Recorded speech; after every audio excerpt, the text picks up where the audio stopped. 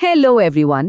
আজকের এই এক্সপ্লেনারে বা বিশ্লেষণে আমরা এমন একটা বিষয় নিয়ে কথা বলবো যা আপনাদের সবার খুব পরিচিত। ছোটবেলায় সেই তৃষ্ণার্ত কাকের গল্প মনে আছে?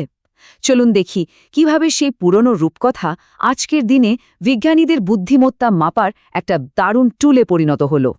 শুরুতেই ২০২৩ সালের একটা ভাইরাল ঘটনার কথা ভাবুন তো। আপনারা হয়তো অনেকেই দেখেছেন একটা সত্যিকারের কাক ঠিক আমাদের গল্পের মতোই প্লাস্টিকের বোতলে নুড়ি পাথর ফেলে ভেতরের পানিটা খাওয়ার চেষ্টা করছে। ব্যাপারটা লিটারালি মাইন্ড ব্লোয়িং, তাই না?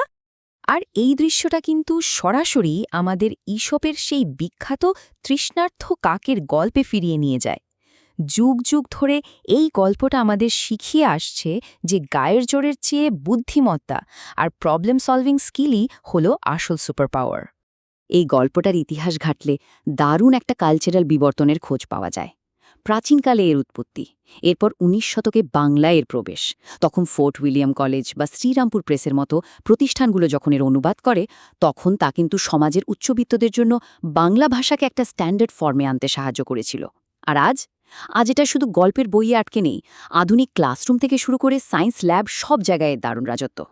পর্ব ১, স্টোরিফিকেশন বা রূপকথার মাধ্যমে গণিত শিক্ষা। চলুন দেখি কিভাবে আজকের আধুনিক শিক্ষকরা এই গল্পটাকে ম্যাথ বা গণিতের সিলেবাসে নিয়ে এসেছেন। তারা কিন্তু দারুণ একটা কাজ করেছেন। ধরুন, গল্পটাকে একটু পাল্টে দেওয়া হলো। একটা জায়গায় কয়েকটা কাক আর অনেকগুলো পাথর। এই ছোট্ট পরিবর্তনের মাধ্যমেই শিক্ষকরা বাচ্চাদের যোগ বিয়োগ, আয়তন, এমনকি কঠিন আর তরল পদার্থের পার্থক্যের মতো জটিল ফিজিক্সের আইডিয়াগুলো খুব সহজেই বুঝিয়ে দিচ্ছেন। মানে খেলতে খেলতে শেখা আর কি। কিন্তু এখানে একটা বিশাল বড় প্রশ্ন এসে যায়। আচ্ছা, ওই ভাইরাল ঘটনার কথা যে বললাম, ওটা দেখে কি সত্যিই মনে হয় যে কাকেরা এই ওয়াটার ডিসপ্লেসমেন্ট বা পানির স্থানচ্যুতির পেছনের ফিজিক্সটা বোঝে, নাকি পুরোটাই একটা কাকতালীয় ব্যাপার? এর বৈজ্ঞানিক উত্তর খুঁজতে আমরা যাব পর্ব ২-এ। ঈশপের ফেবল প্যারাডাইম বা রুক, জে এবং কাকের পরীক্ষা। গবেষকরা গবেষণাগারে পাখিদের কগনিটিভ সীমানা পরীক্ষা করার জন্য দারুণ কিছু অভিনব এক্সপেরিমেন্ট ডিজাইন করেছেন। এই এক্সপেরিমেন্টগুলো ছিল দেখার মতো। পাখিদের সামনে পানিতে ভাসমান খাবার পাবার জন্য কয়েকটা অপশন রাখা হলো। আর আশ্চর্যের বিষয় কি জানেন? তারা বালির বদলে পানি বেছে নিল, ভাসমান বস্তুর বদলে ভারী জিনিস ফেলল, আর ফাঁপা জিনিসের বদলে বেছে নিল নিরেট বস্তু। মানে তারা একেবারে ক্রিস্টাল ক্লিয়ার জানত যে কোনটা কাজ করবে আর কোনটা করবে না। জাস্ট ভাবুন একবার। তার মানে দাঁড়াচ্ছে, ভলিউম ডিসপ্লেসমেন্টের এই বেসিক কাজগুলো সফলভাবে করার মাধ্যমে কাকেরা প্রমাণ করে দিয়েছে যে কারণ আর ফলাফলের মধ্যকার সম্পর্ক বোঝার ক্ষেত্রে তাদের বুদ্ধি ৫ থেকে ৭ বছর বয়সী মানব শিশুদের একেবারে সমকক্ষ। অবিশ্বাস্য, তাই না? পর্ব ৩, কাউন্টার ইনটুইটিভ ইউটিউব, যেখানে পাখিদের বুদ্ধিমত্তা বাধাগ্রস্ত হয়। বিজ্ঞানীরা যখন এমন একটা পরিস্থিতির সামনে আনেন যার সাধারণ ফিজিক্সের নিয়ম ভাঙে, তখন কিন্তু পুরো চিত্রটাই পাল্টে যায়। বিজ্ঞানীরা এখানে এমন একটা সেটআপ তৈরি করলেন যা একটু অদ্ভুত। একে বলা হচ্ছে ইউটিউব টাস্ক। এখানে একটা চওড়া টিউবে পাথর ফেললে রহস্যজনকভাবে পাশের আরেকটা সরু টিউবে পানির স্তর বেড়ে যায়। মানে কার্যকারণের সংযোগটা লুকানো থাকে। এক জায়গায় কাজ করলে অন্য জায়গায় অ্যাকশন হয়। পুরো ব্যাপারটা দেখতে একেবারে ইম্পসিবল বা ম্যাজিকের মতো লাগে। আর এই ফলাফলগুলোর দিকে একটু খেয়াল করলেই একটা দারুণ পার্থক্য চোখে পড়বে। ৮ বছরের বেশি বয়সী বাচ্চারা এটা এক পলকেই সলভ করে ফেলল। ছোট বাচ্চারা কয়েকবার চেষ্টা করে শিখে নিল।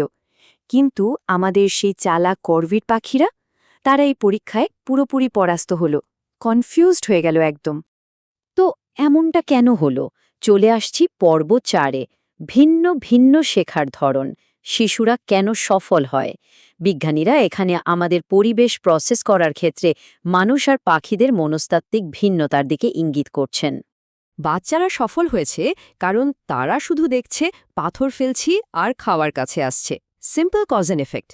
কিন্তু পাখিরা, তারা এই অসম্ভব ফিজিক্স দেখে ঘাবড়ে গেছে। তাদের ব্রেন বলছে, আরে এটা তো হওয়ার কথা নয়। এই অন্তর্নিহিত মেকানিজম বুঝতে গিয়েই তারা বিভ্রান্ত হয়ে পড়ে। আর এখান থেকেই শুরু হয় আমাদের শেষ আলোচনা, পর্ব ৫, অমীমাংসিত রহস্য, পাখিদের সাফল্যের বিকল্প ব্যাখ্যা। চলুন দেখি কিভাবে এটা প্রাণীদের বুদ্ধিমত্তা নিয়ে একটা বড় বিতর্কের জন্ম দেয়? বিজ্ঞানীদের মধ্যে কিন্তু এটা নিয়ে দারুণ ডিবেট চলছে। একদল সংশয়বাদী বলছেন অবজেক্ট বায়াস হাইপোথিসিসের কথা। তাদের মতে কাকেরা হয়তো পানির স্থানাচ্যুতি বা এসব ফিজিক্সের একেবারেই কিচ্ছু বোঝে না। তাদের শুধু ভারী আর নিরেট বস্তু নাড়াচাড়া করতে ভালো লাগে, কারণ এগুলো দেখতে প্রাকৃতিক পাথরের মতো, জাস্ট একটা ন্যাচারাল স্বভাব আর কি।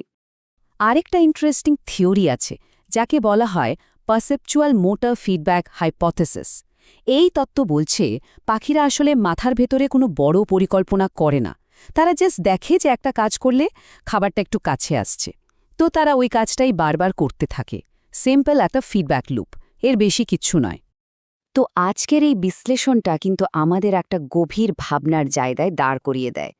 প্রাচীন রূপকথা আর আধুনিক বিজ্ঞানের এই মেলবন্ধন দেখে কি আপনাদের মনে প্রশ্ন জাগে না যে আমরা কি শুধু প্রাণীদের কাজের মধ্যে নিজেদের বুদ্ধিমত্তার ছায়া খুঁজছি, নাকি এত শত বছর পর আমরা সত্যিই প্রাণীদের এই অসাধারণ আর রহস্যময় মনস্তত্ত্বটা আনলক করতে শুরু করেছি? কি মনে হয় আপনাদের? আজ এ পর্যন্তই ভাবুন বিষয়টা নিয়ে।